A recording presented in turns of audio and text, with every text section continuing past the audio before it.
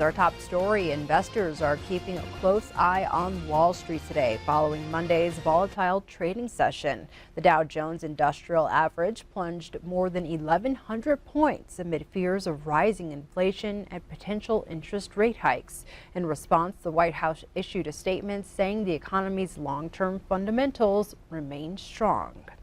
Back here in Billings, the City Council is addressing the recent string of hate acts. Mayor Bill Cole strongly condemned the vandalism during last night's meeting.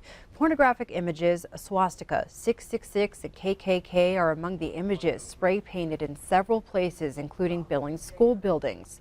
A Billings church was also vandalized with anti-LGBTQ literature and spray paint. The city says every effort is being made to apprehend and punish those responsible. Racist and bigoted criminality and hate speech of this or any type is deplorable, despicable, degrading, and has no place in Billings or any other community. Although we do not yet know who was responsible, we do know that this was not a prank or other minor infraction that can be tolerated. There is no specific hate crime statute in Montana, but there is a sentence enhancement. Anyone with information on these crimes is urged to contact the Billings Crime Prevention Center. In Carbon County, one person is dead after a head-on collision on Highway 212 between Joliet and Boyd.